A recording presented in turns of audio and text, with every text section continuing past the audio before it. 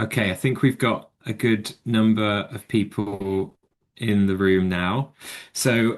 Welcome everybody, and thank you for coming along to this event, which has been put together by the British Council and Immersive Arts to launch the latest report from the British Council, which is on arts and technologies in China. And as a kind of result of that report, myself and Verity from Immersive Arts went on a research trip to China a few weeks ago, together with Lisa and Ling from the British Council here, to kind of find out a little bit more about some of the findings of the report, specifically for kind of XR and immersive arts, beyond just arts and technology. Today we're hoping to share some of the learnings of that report. We're going to share the kind of findings of that research trip that we went on a couple of weeks ago, and we're going to introduce you to a couple of brilliant people who are currently doing amazing XR arts and technology stuff in China at the moment. A couple of accessibility things before we get started. We have both live captions and BSL interpretation running for this webinar. If you want to access the live captions, you can just navigate to the bar at the bottom of your Zoom window, and if you press show captions, that should bring up the captions immediately. Also, if you need interpretation, next to the show captions button on my Zoom at least, there is an interpretation button that you can press, and then you can select BSL, and then a window should pop up, and you'll be able to see the BSL interpretation. If you can't see either of those things, check the three dots that say more, and you should be able to access those provisions from within that menu. The session today is being recorded so that we can share it online. So the session will be made available on the Immersive Arts YouTube in about a week's time, after we've had a chance to quickly edit it and get it online. I think that's everything on the housekeeping side. There is also a Q&A session at the end of this session. The question and answer box is also open for the whole of the session. So if you have a question, feel free to put them in. You can also navigate to that from the little toolbar at the bottom of your Zoom window. Also feel free to chat to each other in the chat. It should now be open, it looks like, and you can kind of ask questions or raise any problems you're having there. And Connor from Crossover will jump in and try and help as much as he can. Awesome. So in terms of the rundown for today, we're going to start off with a little intro from Ling Mao and Lisa Brooke from the British Council, and then we will go into a summary of the report from the author Zhexi Zhang, who is joining us today to talk us through his findings. Then I'll be joined by Verity from Immersive Arts to talk a little bit about the findings from our research visits. And then we'll go into two short case studies, one from Dylan Zhang from Mana in Shanghai, and one from Dami Zhang, who is a theatre maker and XR creator working in China. And then finally, we'll end with a Q&A session. At the very end of this session, when you leave the call, there will be an opportunity to register your interest to hear more about a upcoming delegation of Chinese XR creators and organizations. So if you're interested in meeting them when they come to the UK next year, you can just put your email in there and sign up. If you miss that link, that's totally fine. You'll get that sent out to you via email after this call has ended as well. But that's kind of the impetus for this call. Is hopefully a lot of you will be interested in meeting some of the brilliant kind of Chinese artists and organizations that we met while we were out there when they come to the UK next summer. All right, I think that's all of the admin stuff from me for now. So I would like to pass over now to Lisa Brooke and Ling Mao from the British Council to introduce their work. Thank you so much, Tom, and thank you everyone for attending. Thank you to Immersive Arts and Crossover for putting this webinar together. I'm Lisa Brooke. I'm the Film and Creative Technology Relationship Manager based in the film team in the UK. Um, People often hear British Council as a word, but sometimes aren't quite sure what we do. So I will do a very brief, this is what we do. The British Council is the UK's international cultural relations organisation. We work on increasing understanding and collaboration between the UK and every other country in the world.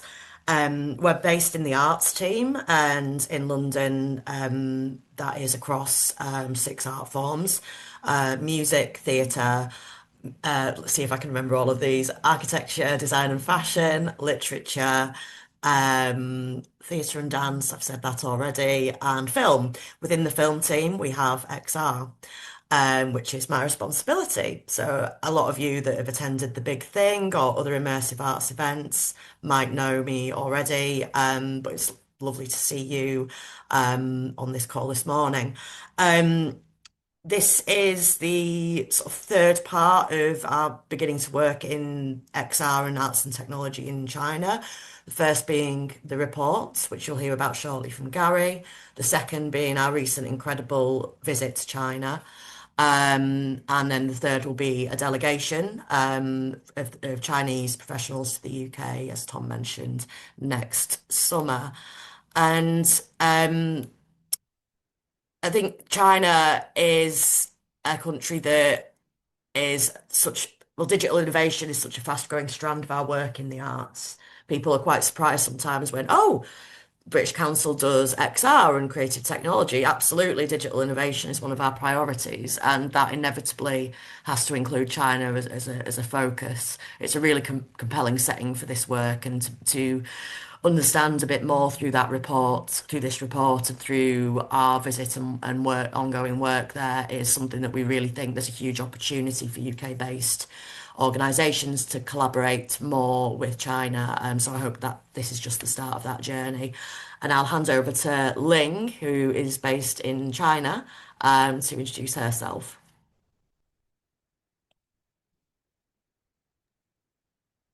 Thank you, Lisa. Hello, everyone. My name is Lin. I'm the Senior Digital Program Manager from British Council China Arts Team. I'm based in Shanghai, so thank you to all of you for making time to join us today, whether it is early morning in the UK or evening here in China.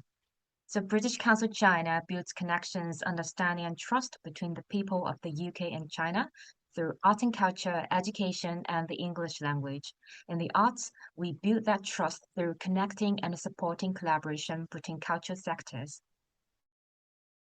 I was a VR producer myself, and I've been seeing rapid evolution in art and technology in China, particularly XR, like AR, VR, MR, or AI. We are delighted to have commissioned this new report mapping the current art and tech landscape in mainland China. I believe there will be many opportunities in this new area, and we are very happy to support you from British Council, whether it's networking or brokering or bringing a delegation or to commission a new collaborative artwork between UK and China. I'd also like to take this opportunity to thank our wonderful author for the report, Gary, my colleague Aurora, Lisa, Dom, and the wider team, as well as our brilliant Chinese practitioners like Dylan and Daming who contributed to the report. Finally, thank you to our partners for the event today, Immersive Arts and Crossover Labs. Over to you, Tom. Thank you so much. Um, Next up, we're going to hear from Gary Zhang, who put together the report, and he's going to do a quick summary of his findings in this report. But we'll pop a link into the chat where you can access the full report that you can read after the call as well. So, Gary, over to you.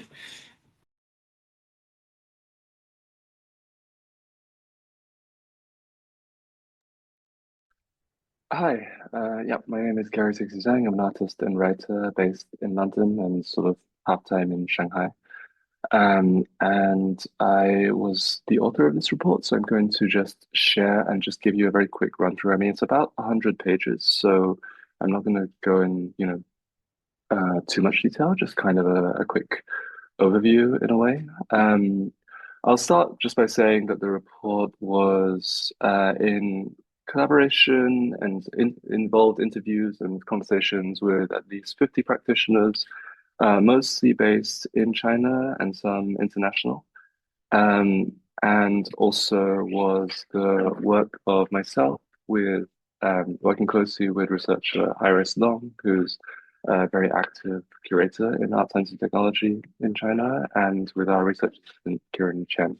So this was the kind of the group effort. And then, given the kind of nature of these kind of networks, I would be very surprised if there was as comprehensive a report on Chinese art and tech in these 5 years. Um, so as you can see here, it's structured in terms of trying to give some kind of key insights over, what's happening at the moment. But China moves very, very quickly. I think you can more or less look at every 5 to 10 year period as a different scene almost, certainly a different kind of layout of the infrastructure. So, along with the key insights, possibly offers a landscape overview which tries to contextualize the sort of history of Chinese art, technology, media arts, and the kind of surrounding environments. And a lot of this also has to do with overspill from what we might traditionally consider, you know, strictly media art, strictly art and technology, strictly new media and immersive and so on, because a lot of it has to do with the wider technological shifts that have happened quite dramatically in the world and very much rapidly in China as well. And then finally, collaboration, forms of collaboration that we looked at, and then some recommendations. So overall, it's a question of framing art and technology within this incredibly fast-moving environment where, in a sense, the thing that we tried to say in the beginning of that art and tech is already pretty much ubiquitous and deeply everyday in China in a bunch of different senses, not from, new urbanism bringing about display screens and digital displays and all kinds of interactions that are perhaps much more ubiquitous than they are, let's say in the UK, to, just the kind of buzz and the very sort of palpable kind of movement in technological change. For example, even just this year with after the DeepSeek moment and the kind of so-called six little dragons of Hangzhou, where you have robotics companies, AI companies, China's first AAA games company, all of that happening within the space of like around 1 to 3 years, I guess, if you count the release of Wukong. And so you do have this kind of very rapid, palpable sense of change, and art and tech is a sort of publicly and sort of texturally part of everyday life in that way. So just to kind of frame that a little bit. And then the report itself, as we said, is methodologically is a kind of review of done through qualitative interviews with a bunch of different practitioners across fields, across science, technology, and media artists. And the key findings are that in some, art and technology is highly in demand for some of the reasons I just said. There is a kind of deep need for, let's just say, content on a lot of levels in through whether it's museums, urban spaces, traditional kind of art institutions, but also like often, technology companies are now also building their own museums. So there's a lot of swelling kind of demand for this kind of work. AI tools are pretty much ubiquitous. I mean, I will not say that AI is a conversation that I encountered is being had in as quite such a kind of almost theological way as it is obviously being had in places like San Francisco, but it is absolutely ubiquitous in just everyday production. You speak to a designer who works for Tencent, and he might bemoan it, but he will talk about how like absolutely everyone is now bringing AI into their workflows.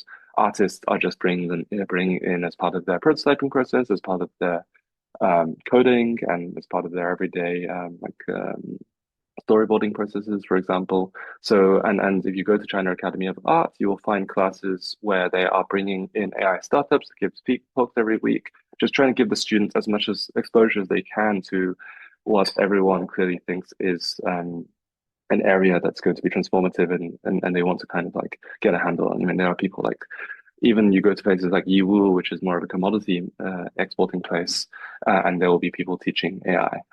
Um, Scientific institutions were a big focus for us, partly because art and science is a space which is opening up very rapidly in China. The new 5-year plan and the last 10 years of Chinese policy has shifted significantly towards, I guess the cartoonish version would be from made in China to created in China, like to from China as the kind of production and manufacturing hub of the world to China as a place that produces its own R&D, innovation, and IP. And so that's been like a major policy focus. And the way that a lot of institutional activity does happen in China is that there's a cascading down from central policy towards local governments, towards local entities. And so there's a kind of general chain of action that happens. And then so high quality development has been a key word, and the pushing of scientific institutions. This investment in scientific institutions has been very key. And as part of that, what we found, perhaps in one of the more novel and sort of genuinely new findings of this report, is that scientific institutions are much, much more open than they traditionally have been to working with artists, to engaging with artistic collaborations. I personally put this down more to a question of a wider sense of confidence, a wider kind of latitude of these institutions to have resources to think, a bit more outside of the box and a bit more beyond. And also many, many returnee scientists. We spoke to one professor, the head of life sciences at SOSTech in Shenzhen, who basically spoke about how he had been to the McGovern Institute at MIT, had begun to the Crick Institute in London, and they have like incredible architecture and artistic installations across their buildings, and he wanted to bring that to his university as well. So there's this kind of changing perspective from what was originally earlier, maybe a much more stiff kind of institutional landscape. Digital cultural heritage is a big thing. I think, people probably don't need to hear this anymore. It's very present everywhere, but digitization of culture was also a major part of the last 5-year plan, and is pretty ubiquitous. It's something that a lot of artists are engaging in, but also a lot of commercial entities, games companies. If you want to work with Chinese cosmologies, it's something that's immediately recognizable. It's much easier to make IP around, and it's very easy also for media to support.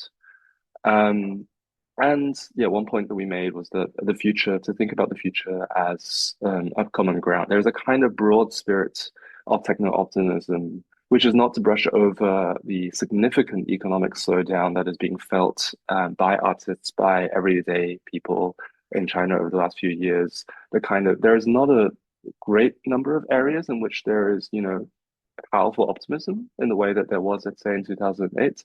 But art technology and science, a sense of technological futurity is one of those areas where there can be everyone can kind of agree, from local governments to artists themselves, to tech companies, to policymakers, to funders. They can kind of agree that there is something to support here, and something that there's a momentum that we can all ride on together. So that is quite a big piece. And as the co-founder of one of these agencies, Raiden, said to us, people don't want to eat and have fun. They don't want to worry. And this is a tension that you have with traditional, more kind of critical forms of contemporary and media art. So we will touch on these kind of frictions in the report as well.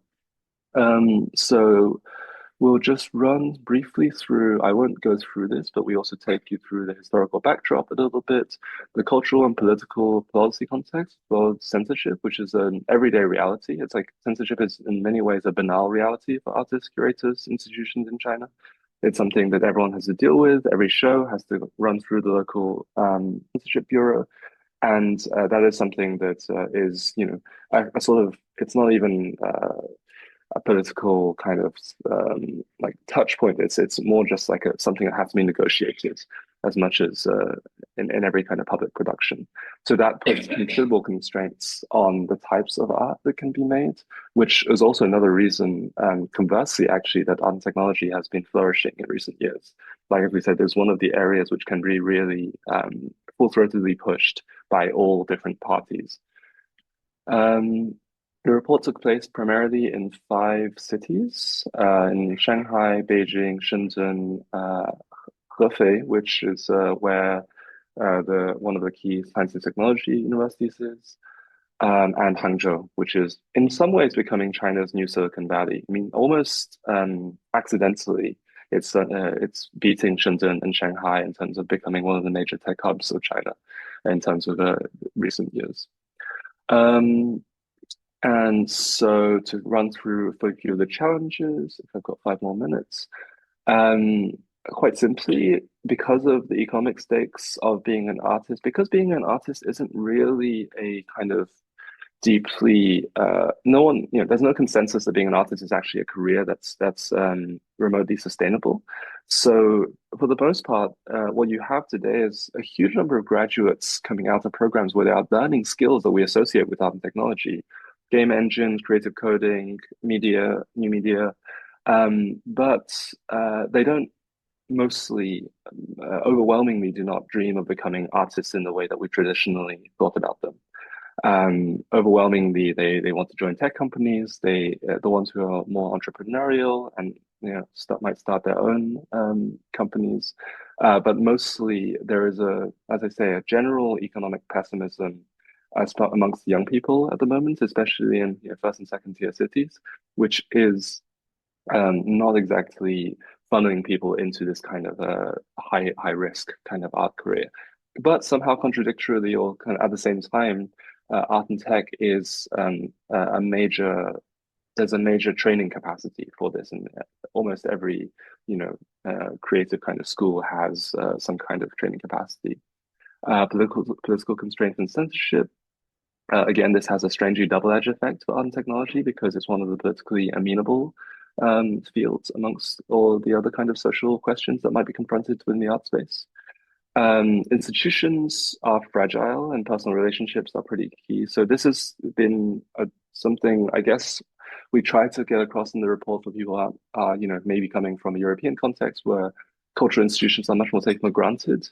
In China, cultural institutions, especially more experimental ones, especially more kind of niche ones that might be doing immersive arts or doing kind of experimental media art, are often labors of love and labors, the efforts of small networks of people who really want to make something happen, but cannot be taken for granted in terms of their economic human sustainability. Sometimes it's just somebody moves city and somebody goes somewhere else and takes a different job, and suddenly the scene loses quite a big chunk of activity. So I think fragility is a key constraint that a lot of artists face. And that feeds us into how we think about the recommendations. So we go through some different models of collaboration that happen through orgs like British Council, and the recommendations. So one thing I think is for UK-China collaboration is a question of reciprocity. I mean, one of the things that we encountered occasionally was actually this question of China and the UK they have a lot to offer each other, but they're very good. They're very, very good at different things. So traditionally, there's been this kind of delegation exchange, and sometimes we actually encounter Chinese practitioners and basically say, well, what does the UK have to teach us about technology? It's being made here, it's being innovated here, the audiences are being rapidly growing here. So actually, for UK practitioners, I think one of the challenges is also just learning a lot about China and how fast it's moving. And having a much more kind of reciprocal conversation about how you can support each other. One of the interesting points I think that we came away with is, for example, a lot of Chinese productions are now working with Chinese cosmology, i.e. mythologies, like just characters, the whole pantheon. And one of the interesting narratives we encountered was a games company saying that we know all about Greco-Roman um, pantheons of gods and myths and narratives, but we're trying to build stuff up with like specifically Chinese cosmologies, which is everybody knows about here. So there's a huge audience. But how do we export this? How do we bring this to Western audiences? So there's a lot of learning that I think still needs to happen between two sides culturally as well as materially. A very straightforward recommendation we make is just to form a Chinese advisory network for international organizations like British Council. Like at the moment, a lot of the information, a lot of the interfacing is being brought through a very small number of people, including myself and some of the people here. And so just forming a kind of like advisory, a kind of ongoing conversation between these infrastructures, between these kind of different cultural networks would be a major piece. Building joint production teams, like I say, I mean, China has incredible audience capacity, has incredible production capacity. At the same time, the UK is extremely good at incubating and also seeding new IPs and new kind of creative teams. It's quite hard to get things off the ground in China. There isn't much cultural funding in the kind of way that we're accustomed to it in Western Europe. So there's clearly a lot of ways in which those different capacities can come together. Exploring scientific collaborations, international, global science is the kind of gold standard for international collaboration in many ways historically. I mean, inshallah, we had to still see this in the future, but scientific collaboration is already this kind of very deeply centuries-long kind of network. And so art and science can clearly kind of hop on the back of that and also look at projects like Arts at CERN, look at projects that are happening in UCST and Hefei, and there's the spirit of this kind of shared futurism is what kind of underpins a lot of this. And then finally, establishing sustainable partnership, which is also just about basically nurturing and fixing the fragility issue. Like the UK orgs can certainly help, I think, the Chinese side in just building more long-term sustainable kind of relationships, to building kind of networks that will last beyond single projects, maybe across different groups and maybe even cross generations if possible. And yeah, I think that's everything for now. And then maybe the very final point I would make is this thing about the diaspora. Like there is a huge human bridge currently between China and the UK in the form of international students. So there is a massive exchange community happening already. But it's not really been obvious how the creative industries kind of tap into or catalyze those kind of connections that already exist. Yeah, I think that's everything from me. Great. Thank you so much, Gary. It's a really brilliant report, and I think what's really clear is from those opportunities at the end is that like it's kind of there to be built for us. And I think like the work that you've done through the report and that Ling and Lisa are doing through the British Council is really useful in trying to build this thing, right? Because it is possible to build collaborations between the UK and China.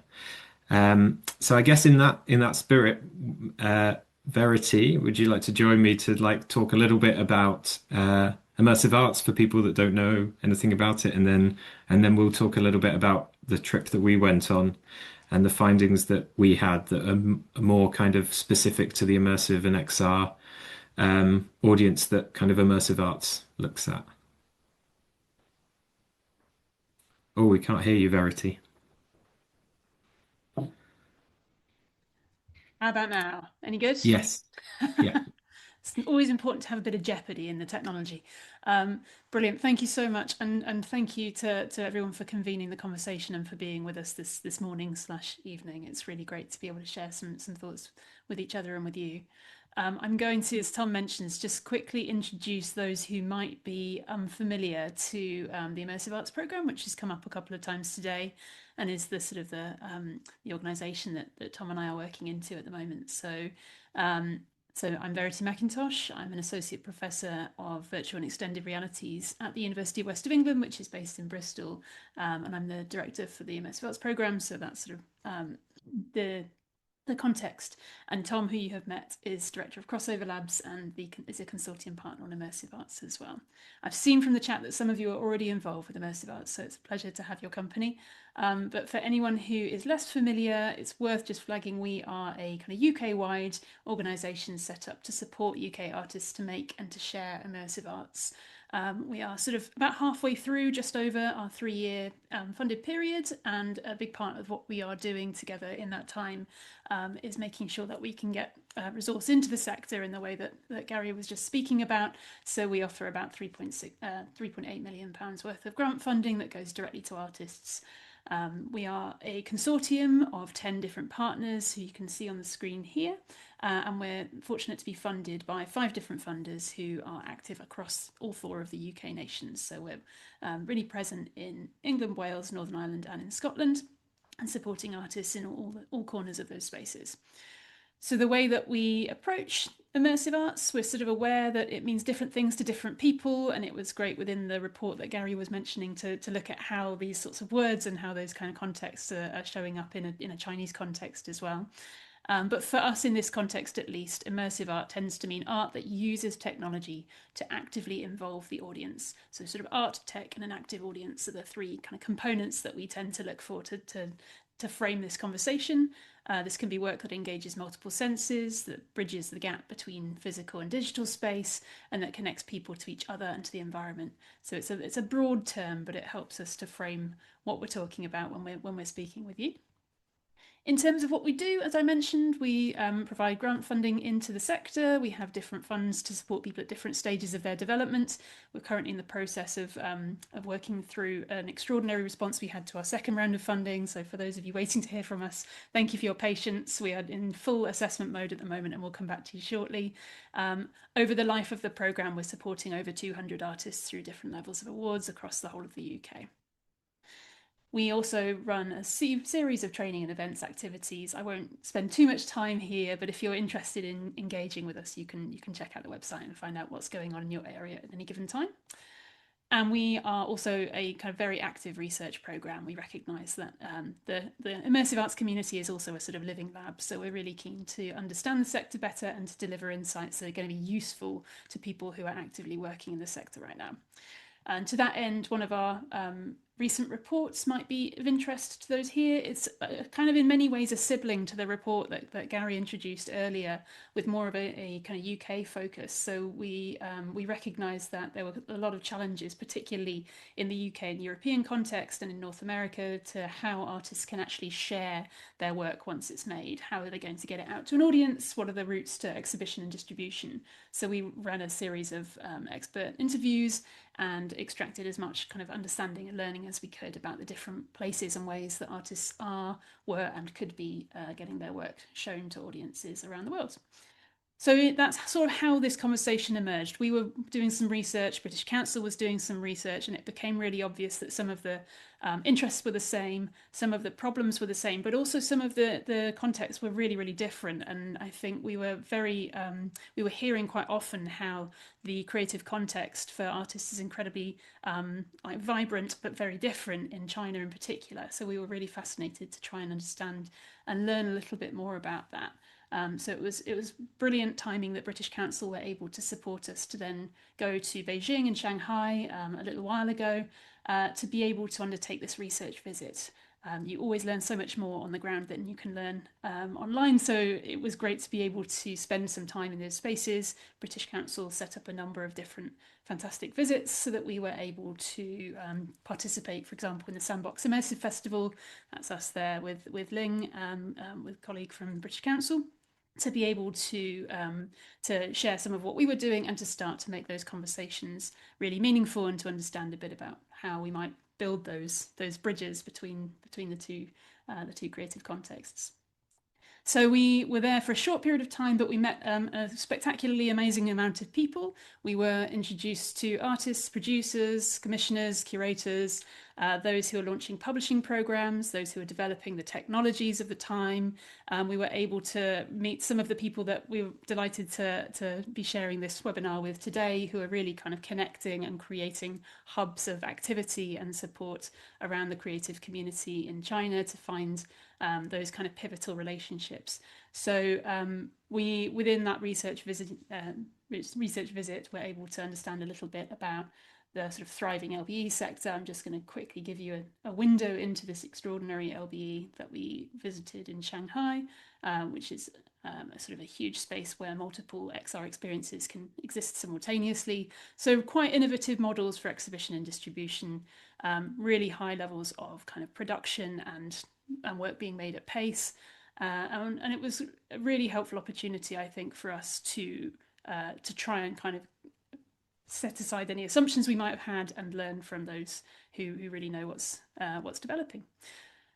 So in that, I'm going to pass, I think, to my colleague Tom, who's going to share a little bit about those kind of observations and learnings that we picked up in that short space of time. Over to you, Tom. Thank you, Verity. And feel free to jump in on any of these points, because we both got these learnings together, I guess. So I think something that was already covered quite well by Gary in his introduction to the report was that China is an incredibly technologically liberal kind of society, and technology is like very fast moving and entirely ingrained into everything. So in some of the reticence that we might experience in Europe for audiences like kind of leaping in and using technology in artistic practice or to experience entertainment don't seem to be quite so present with Chinese audiences. And this has led to the big takeaway, I think, for us, which is that they have an incredibly mature and a thriving distribution system for XR. So I think that short video where we'd been to see one of the Ex Curio works, and for those not familiar with Ex Curio, they're a French production company. I've just stuck the link in the chat, creating kind of experiences using historical IP, essentially. So the big hit and the thing on everybody's lips when we were going around China was Horizons of Khufu, which is an experience where you and your friends go on a trip to the pyramids of Giza and are transported back in time, essentially. And this has been a huge location-based virtual reality experience.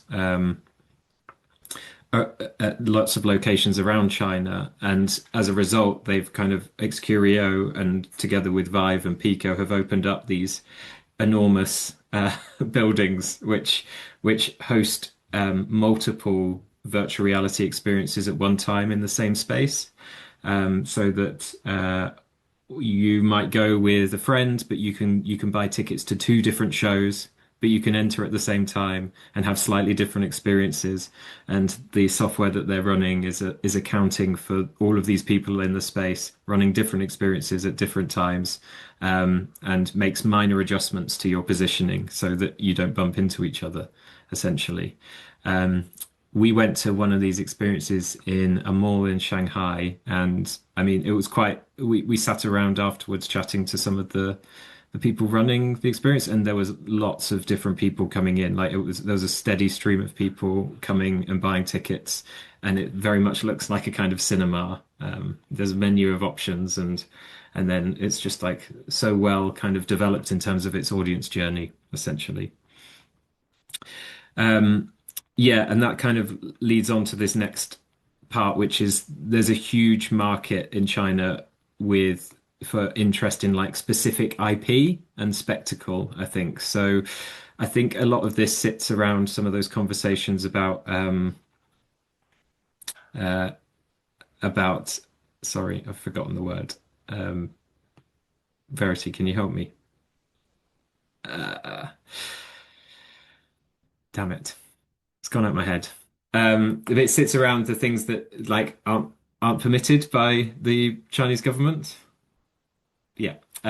So these kind of historical IP like Notre Dame, like the pyramids of Giza, like Carcassonne, like the Damien Hirst and these kind of shows are like very much understood by Chinese audiences, and that IP brings people in. So certainly in terms of the XR, but also kind of projection rooms, projection spaces, I think that spectacle leans into that market really well. And there's a lot of money to be made, essentially, if you have a project that kind of leans into that kind of IP. Me and Verity spent a lot of time joking about Stonehenge XR while we were out there. But I think the other thing that we came to understand from this kind of this specificity of the IP that works in China is that it is incredibly specific, and that certain IPs just tank there, that you might understand to be like kind of completely pervasive. They just might not translate. So it's worth checking, and you can check because you've now got contacts from the British Council as a result of being here on this call. Yeah, the other thing is that innovative work is done really fast. So we went to an entertainment kind of showing of an Apple Vision Pro location-based experience, and the creators there bemoaned being stuck in development for 12 months, which to us was just like bonkers. We were also asking some of the creators of the location-based XR kind of cinemas how long it would take to take an existing XR piece and transform it into their system, and the answer was a couple of weeks. And I think in a UK context, that's quite astounding. So like this kind of work can get done really, really quickly. Yeah, as covered also by Gary, like latest facilities being really fast, like kind of on tap, whereas those facilities might take quite some time to get set up in the UK.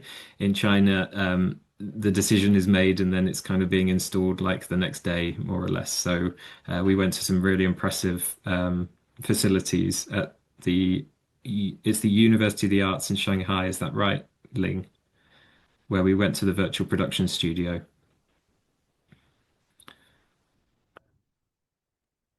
Yes, the Shanghai Theatre Academy. Shanghai Theatre Academy, yeah, brilliant. But the virtual production studio was incredibly impressive and kind of blew many of the production studios that we've been to kind of out of the water. And then the final point is that so I think a lot of the focus, just as a result of this being so commercially successful, is on these like large IPs. But it's worth noting that there is experimental work being made and being showcased in China as well. But I think what we found was that often the people who were supporting this kind of work to be made were maybe attached to non-profits or commercial organizations and doing it as a side thing, or they're attached to academic institutions, and that was allowing them to get around some of the rules about showing work that might be considered a little bit more experimental or a little bit more challenging. So yeah, those places do exist, but it's really like kind of finding the right people in those institutions, as Gary was saying in his report. In terms of the challenges, so where China is a very technologically liberal society, I think in terms of that kind of focus on IP and culture, it's quite culturally conservative in terms of what's allowed to be shown. So a lot of other culture, such as film, has this kind of dragon logo certification, which means that it's allowed to be shown in theatres. XR currently falls outside of that, so it is allowed to play a little bit in that grey area, which is what Gary was alluding to in his report. But that doesn't mean that like kind of that's also what audiences necessarily want. I think that quote from Raiden was quite clear, which is like people want to have nice food and have fun and don't want to think about things too much. Yeah, one of the challenges for kind of thinking about taking UK art to China is that very much driven by this kind of commercial aspect, because the venues that are showing this work are often ticketed. They're working at like quite high capacities, and so the work needs to be able to kind of like meet that demand, and essentially like kind of run itself as a commercial entity. We might come on to this in the Q&A, but also there's a huge dominance of the French. They've certainly got there first, both in terms of Excurio, the French production company, but just everywhere we went, the French had already been. And this is, I think the French are quite good at thinking in these quite like commercial ways. In terms of XR and kind of immersive art, whereas in the UK and especially the stuff that we're supporting through immersive arts is much more on the kind of experimental artist development side of things. But the French were very much present at Sandbox Festival and then also everywhere else that we went. They're really cleaning up. But they have laid down like a kind of, I would say that they've laid out a sort of model that could absolutely be replicated. And I think that there's a lot of kind of brand UK that is very kind of exportable to China at the same time. And then the other note, which is Gary also touched on, which is that there's a lack of direct arts funding for artists and support. As he said, artists being an artist is not really seen as a career in China, and therefore, like there isn't that kind of level of funding and support there for potential co-productions with artists in China. So I hope that's a quite useful summary of kind of what we found on the ground. I've tried to be as honest as possible so that it's very useful. But I think what would be really useful is to now hear from a couple of the people we met while we were out there, who can provide us with some short case studies on kind of the work that they're doing. And so first, I'd like to ask Dylan to join us. Dylan is the founder of Mana, and Mana blends kind of commercial work in the arts and tech sector with a sort of non-profit angle, and he's got this brilliant space at a place called The Point in Shanghai where he incubates and does workshops for artists. So Dylan, would you like to take it away? Okay, thank you, Tom. So I will ask Lane to help me to show the presentation. Okay, thanks, Lane. Yes, I want to share with you that in the past 10 years, I set up the ecosystem about art and technology. Next page. Can you hear me? Okay.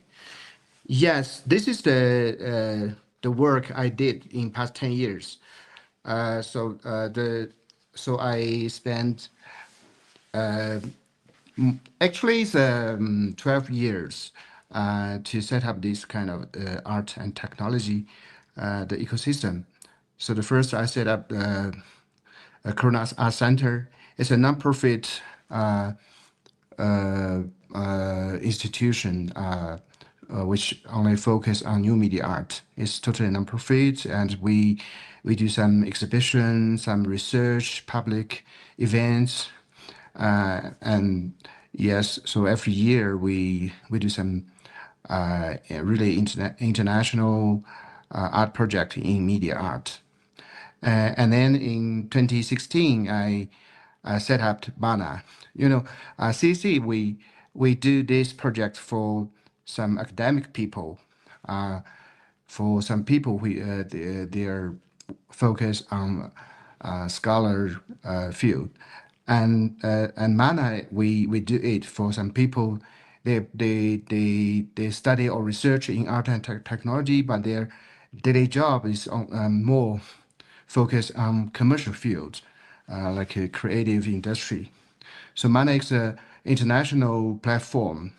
So that means the artists or some studios can upload their works by short video.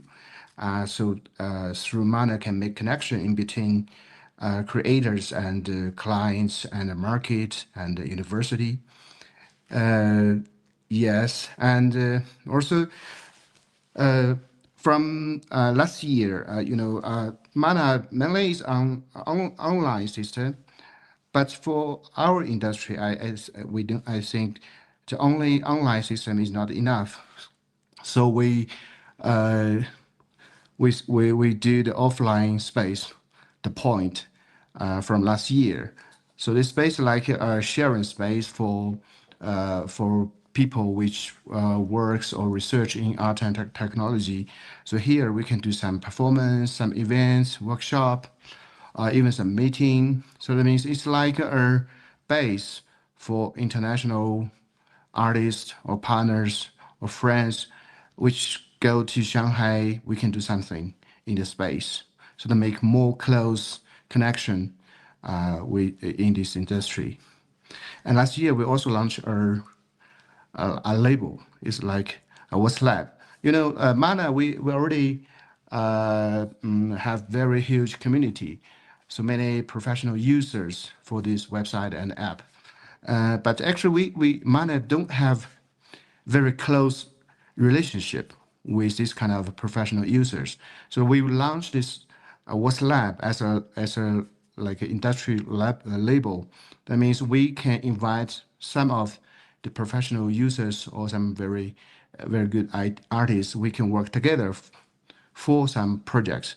Mana as a platform. That means we have very good connections with some local governments, some big companies, some brands, some manufacturing. So that means sometimes they will go to China, go to Mana, invite us to help them to do something. That means we can invite some artists and studios or some companies internationally work together for some projects. So we need a same name. So that means some this kind of artists or partners could be the member of What's Lab. And also from last year, we launched a new team named Make Real. About art and technology. If we do some real project, we do some real commercial project outside of museum. So it's so about this kind of production is totally different with the project in museum.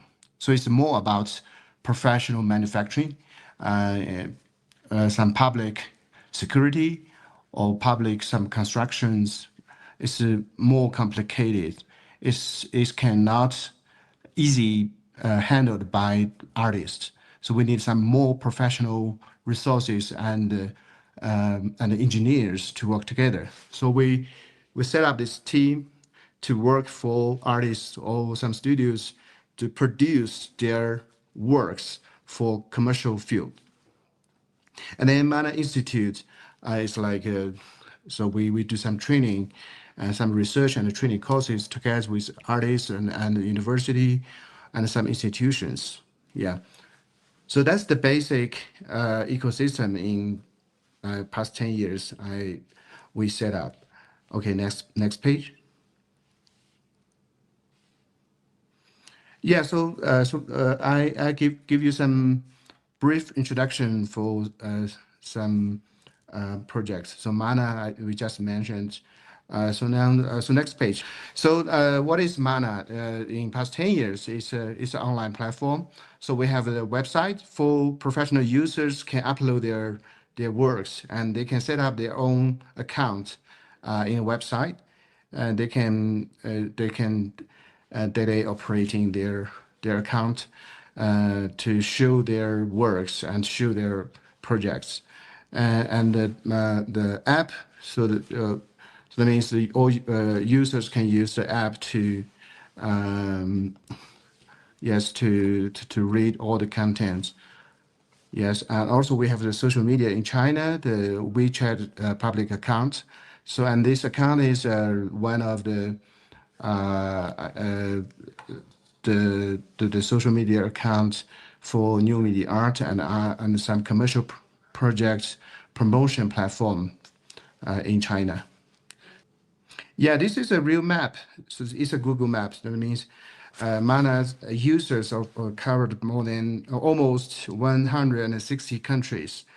The dark colored means more users. Yeah. Yeah, this is the point that I just mentioned. This the offline space. So it's like so we do it like for digital nomad. So we have very huge connection and community in art and technology, and we have the offline space. That means we can show something, we can do some showcase and some performance. So we need some real communication with real scenario to make real connection and to do the real education projects. Yeah. So actually, the product we do is a space. Yes, like this is the picture. Yeah. So the point is a space, and also we our idea is in future it could be a product. So we can do this kind of a space commercially. We can copy it to other cities in China or out of China. Yeah. So this is the daily scenario. You will see some performance, some exhibitions, some workshops, and some barbecue. Yeah. Yeah, I want to share with you about CAC, Kronos Art Center. I think CAC is one of the first, maybe the first institution for new media art in China. So we officially opened on 2013 August. So we do a lot of exhibitions, international residency projects, and some public events. So next page, we can show something. Yes. So maybe you can see some the post. Yeah. So we work very close with ZKM from Germany and Nanjing Park Art Center from South Korea and Hack from Basel. So we work close with them to co-produce some exhibitions, international residency projects. Yeah, and some public projects. And so this is some picture about public program and residency projects. So next page. Yeah, and the CSC lab, and also before the pandemic, so we have a very important project called Art and Technology at. So that means each year we were invite our established artists, which had never uh, uh, use new media. So CAC Lab worked together with these artists to co-produce our new work, our new media artwork. The first project we worked together with our very important Chinese painter, Liu Xiaodong. So we co-worked together with him to do his first work. It's like a robotic painting workers. Yes, and also we have some technical teams like Helu. Helu is a mainly is a professional installation teams. So they do all projects, some exhibition installation for professional museum for contemporary art and new media art, like Shanghai Biennial, Wuzhen Art Festival, etc. Okay, McReal, I just mentioned, it's like a cloud manufacturing for art and technology. So we have yeah, you will see that it's very simple concept for this project. So we have some professional management team for design, production, engineering, transportation, and construction and some service. Okay, so the last important project is the PCAT, Productivity Conference of Art Technology. We already set up the ecosystem, so we need a big event to gather all partners or or industry peoples together to make real industrial connections. It's very simple concept. So PCAT is like a traditional art festival and industrial expo. So we want to do it is to set up the real system for art and technology. Yes, so the next page is all videos because I cannot show you here, so let's skip it. So that we invite some international partners to share. So PCAT is like a 1 or 2 weeks events. So in these days we have many some forums, panels, performance exhibitions, something like this. Okay, that's all. Thank you very much. Thank you so much, Dylan. When is the next PCAT taking place? Yes, actually, we haven't fixed the date because Okay, we want to update the system. Yeah, cool. Thank you so much. thank you. Next up, we're going to hear from Dami. Dami is a theatre maker and an XR creator who is creating Chinese stories but with an international view. Dami, would you like to take over? Thank you.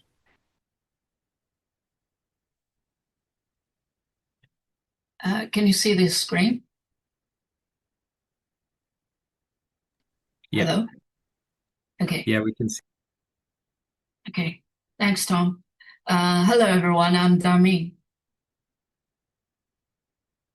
My artistic practice began in theater, and I previously worked at Shanghai Contemporary Art Museum.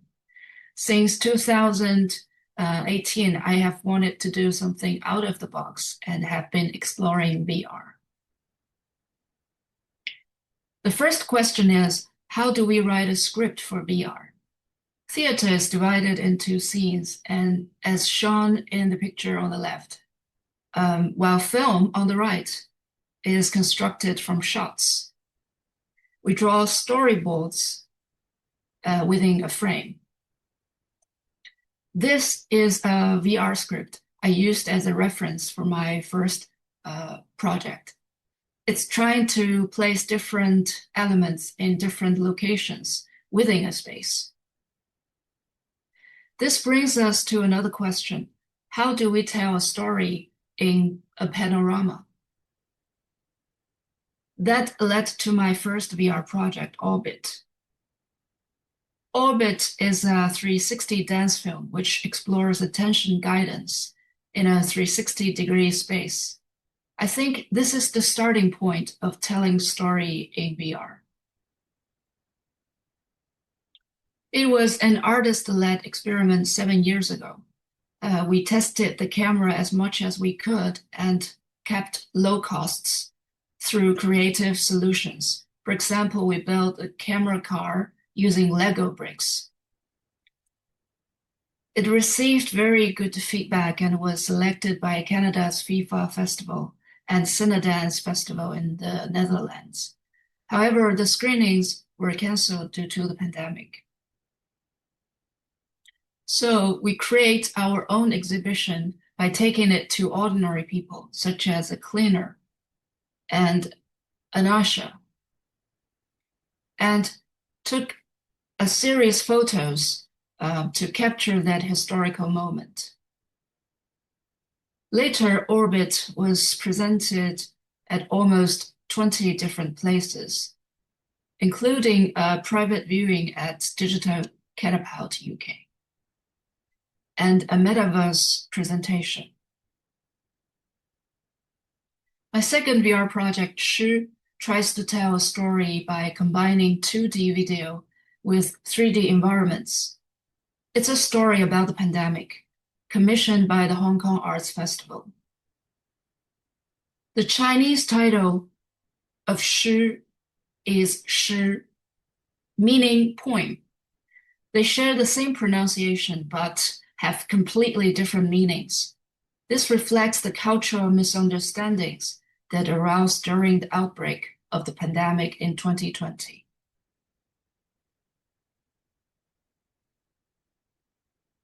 Since 2023, location-based VR experience has been incredibly popular with the launch of the French production, The Horizon of Khufu, as you just mentioned, which is about Egyptian pyramids.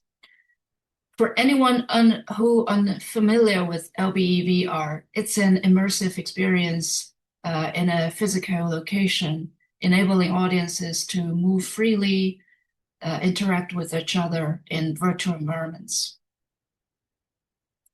The Horizon of Khufu has attracted over 300,000 visitors in China across cities like Shanghai, Chengdu, and Xi'an, generating revenue of over £3 million.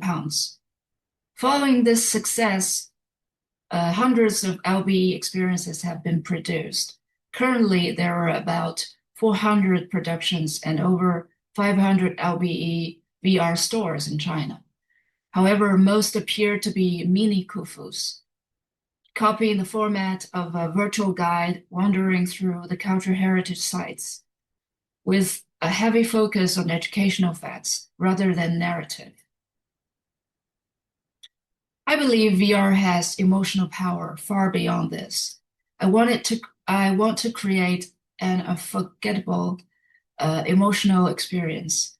This usually comes from character-driven narratives, which drove me to create a piece about an individual. So, my third VR project is a 30-minute LBE VR experience about Lin Huiying. She is China's first female architect.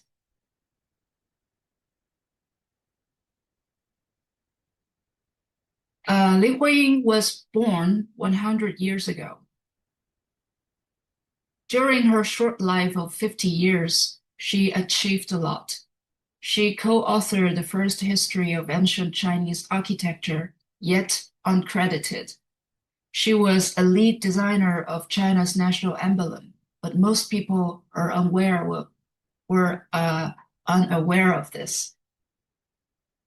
She had a lively and dynamic spirit, contrary to public perception. She is a household name in China, but on social media, the focus remains on her appearance and rumors. I found that overlooked challenges she faced as a woman in her time resonate powerfully even today.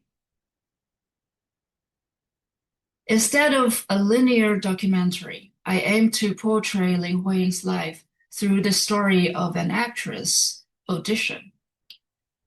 The audience will act as a part of the film crew, assisting the director with the audition for a film about Lin Huiying. This play within a play structure allows us to put together major moments from her youth, midlife, and later years, transforming a linear biography into a dynamic and deeply engaging experience. Beyond the Window is a prose written by Lin Huiying in 1934. In our work, this window not only symbolizes the prejudice used to judge a woman's worth, but also serves as a key visual motif throughout the piece. Here is some of the visual development. Historical scenes. Beyond the frame with real photo. And 3D modeling of ancient Chinese architecture. We are now developing a demo and have completed the auditions. Thank you to Dylan and Mana for providing the space. We have also finished the motion capture at Shanghai Film Group Studio. Beyond the Window has been selected as Venice Biennale College Cinema Project and will be premiered at Venice Film Festival after completion. From my VR practice, the biggest challenge is fundraising. VR is a new medium and requires significant experiments to test its grammar and storytelling methods. However, in mainland China, it's very difficult for individuals to secure funding for non-commercial VR productions. My first VR work was self-funded, and second was funded by the Hong Kong Arts Festival, and I'm now fundraising for the third. Another challenge is the shortage of experienced creative talents. For example, script writers, concept designers, and animators who have extensive knowledge of VR. Therefore, I think it would be valuable to explore co-production opportunities for China-UK collaboration. I am also looking for presentation and networking opportunities. I visited the UK in 2020 with the support of a British Council travel grant. I found the trip very helpful for understanding UK's XR landscape, and I made good connections during that trip that last to this day. Finally, a big thank you to British Council, Crossover Labs, Immersive Arts, and Gary for inviting me to share my thoughts. Thank you. Thank you so much, Daming. And hopefully you'll be able to meet Dami and Dylan during the delegation visit next year. So remember that at the end of this session, you can sign up to hear updates about that delegation session. The window will pop up when you leave this call, and you'll get an email afterwards. So that's all of the talks for today. We're going to end with a short Q&A session hosted by Lisa from the British Council. Thanks, Tom. Thank you so much, everyone, for those presentations, and thank you for everyone that's asked questions in the chat. If you do have quite some questions, we've got about 10 minutes, I think, so please do pop some more in the chat. We've answered a couple by message already. I'm going to start with one from Estella, if you're still on the call, and I'll read it out just for so everyone can see. And this question is, as an immersive XR creator and producer, I'm very interested in working with institutions and companies in China. You're in the right place, Estella. Based on the reports, what are some actionable pathways to explore commission, exhibition, and distribution opportunities for immersive work? And would the British Council be able to support those initial steps or facilitate introductions?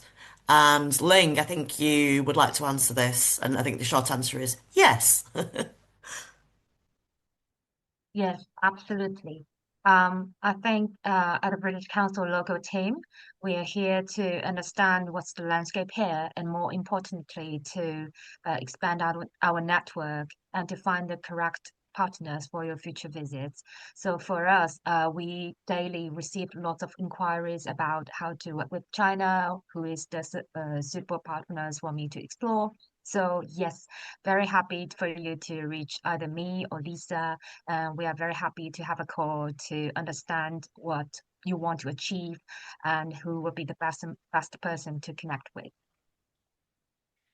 And we'll put our contacts in the chat at the end of the call. And that kind of follows on to a question from Gwen Stevenson.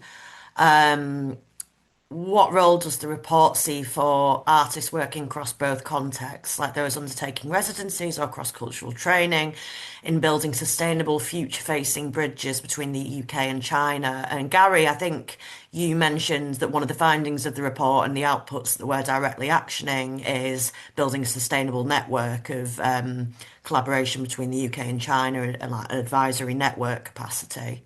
Do you want to expand on that a little bit, and then maybe me and Ling Yeah, can I add mean, on? I guess, Gwen, I think I saw somewhere you're an artist who's also now going to CA in Hangzhou, or going to CAFA or something. I mean, I guess from the point of view of specific artists, I mean, I think a lot of the kind of load-bearing work in a way of these kind of interfaces has been held up by individual artist collaborations, which have in this kind of fragile but organic and quite bonded kind of way, one work leads to another, and these kind of like, you know, collaborations do happen across residencies from the individual artist point of view and can be very powerful. But then, yeah, beyond that, I think it really is up to institutional kinds of structures to build more. I think, I mean, put very simply, I think it's just like interested practitioners given a structure to be able to kind of share and exchange and therefore maybe work together on a regular basis. And I think for UK institutions, like, I mean, a lot of these questions are about like basically how do we talk to China in this way? And it's like it just simply setting up a network, building up a kind of board or an advisory kind of network to say like, okay, you know, if you're in this field and this thing, you need to talk to this person. And these networks are pretty tight in China, at least as I've generally found. Like it's pretty, everyone kind of knows who to direct a particular query to. And yeah, I would just finally add that like I wanted to say earlier, the overall, like Chinese organizations, institutions are just really keen for collaboration internationally. Like it's just a case of like how to kind of set up those encounters at the moment, I think. And that directly leads on to the next question that's in the chat from Tuku. Apologies if I've pronounced your name wrong. As an XR startup in the UK looking to collaborate with our Chinese partners, I don't know whether that means you've got existing Chinese partners or are looking for new ones. What would be the best way to start these conversations and partnerships? So maybe Dillian and Dami, you could say how, when you've made international connections, how have those happened? Has it been at festivals, conferences? Has it been direct outreach? How has your international collaborations come about? Okay. Yes, actually, now in China, there is so many art festival, you know, especially in a more close relationship like lighting festival, like Shanghai Lighting Festival, Chongqing International Lighting Festival, Shenzhen, and other cities. On this stage, this kind of a festival is become more and more popular, and all most of them are initiated by local government or local national-owned company. So it's really good starting actually, but Mana work very close with some of them and help them to invite some artists and promotion or do some event together with them. But until now, actually, there is very big potential to could do some more professional curatorial to invite more fresh artists, more uh, uh, yes to make more close international connections with each country's artists.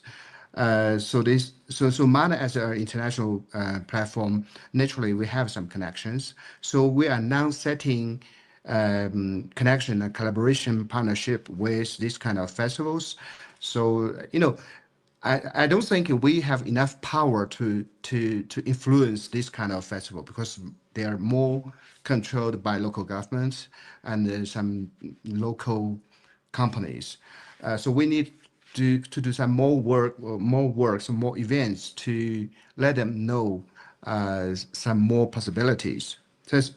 So now Mana is setting up this kind of connections, this kind of project platform. So if we can work more close and to influence more much deeper for this kind of clients or governments. So we could have some more opportunities to work together with international artists. This is one kind of project. And now I'm now was in Tibet in Tibet University. And now in a classroom to have the meeting with you. Uh, I'm having some meeting here in Lhasa, Tibet, with some local partners. So we want to launch some real international art festival like in Lhasa in Tibet.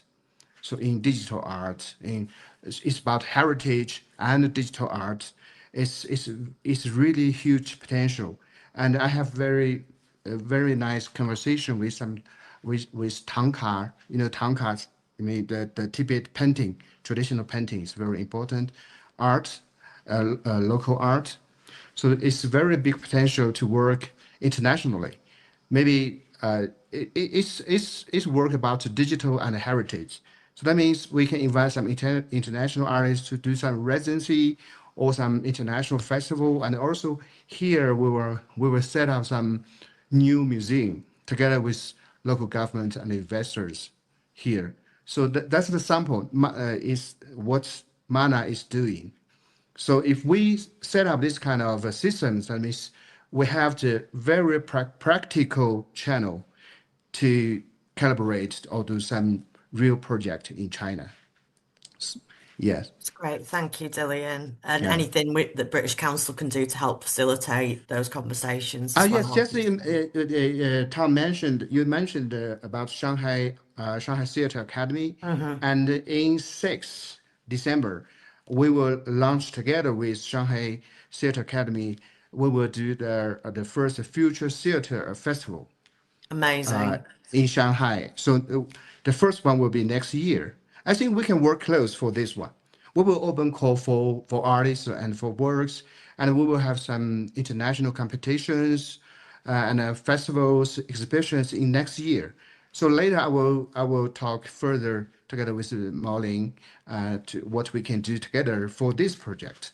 Oh, Yeah. please do. We'll share that open call through the Immersive Arts newsletter as well, because I know that there's so many projects coming out that use theatre and digital storytelling and technologies. I think there'll be a lot of Yeah, yeah. UK projects interested.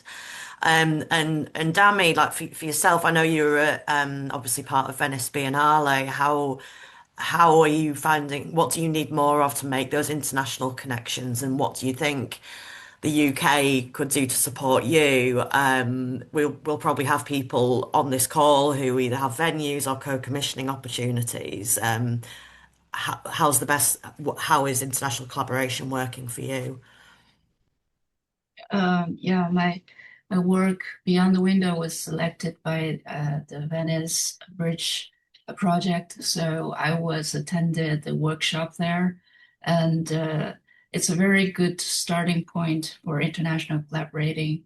I met a lot of institutions, and we talked about the publication opportunities. So I think these kind of exchange is really helpful. And if I have opportunity to work with UK partners, I would really need some uh, need some help of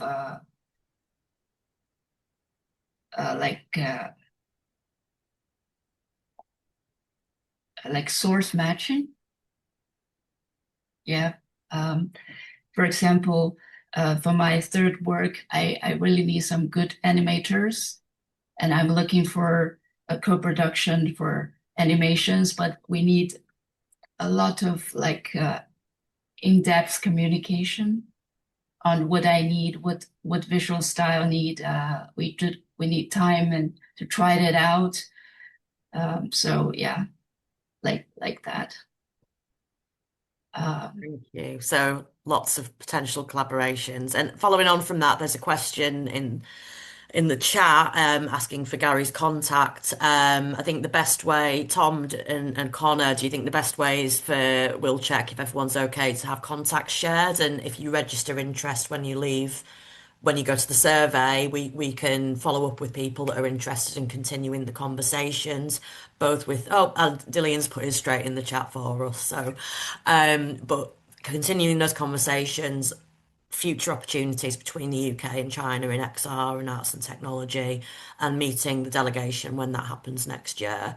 Tom, I think we're almost at time, aren't we? Do you We want are to do some almost wrap at up? time, unfortunately. Thank you so Okay. much. But thank you so much, everybody, for joining us today. I think on those, a lot of those questions are about how do we connect, like, with this culture. I think, like, before going on this research visit to China, China can seem like a huge geography and an enormous population. But I think what you find going anywhere in the world really is that the XR and immersive art community is quite small, and that they're all very friendly and interconnected and very willing to introduce you to everybody else. So I think that, like, if there's any opportunity to get that first contact, then everything else just follows afterwards. So that would be my recommendation. And I think the same goes for Chinese artists, creators, practitioners coming this way as well. Like, the community is the same here in the UK. Um, so yeah, thank you so much to the British Council for making all of this event possible, and thank you, Gary, for putting together such a brilliant report. It's super duper useful. So please take some time to have a look at it fully after this session. Connor, could you stick the link in the chat again? Thank you. Thanks to all our speakers today. So Dylan, Zhang, Ling, Lisa, Verity, and Gary. And thank you so much to our live captioner and the BSL interpretation. It's amazing to have you here and make this event accessible. And thanks so much, Connor, from our team for making sure everything ran smoothly today and getting everything organized. Just a reminder that that delegation, if you need information on the delegation, when you leave this Zoom call, I know it's scary, but it should pop up with a survey and you can enter your email and that you will get news on the delegation. If you miss that, it's fine. You will also get a email after the event and you can sign up through that link as well. So there are two opportunities to sign up for that delegation after this call. Everybody, lots of people have been sharing their contacts in the chat, so the chat won't be saved. So if you want to grab those, we won't end the call immediately. We'll all just maybe turn our cameras off, so you've got a bit of time to like grab those contacts, continue any conversations, and we'll probably close it in about 10 minutes. Okay, so thank you everybody for coming along. It's been brilliant. It's been a brilliant session and brilliant to have you all here. So thank you very much and goodbye.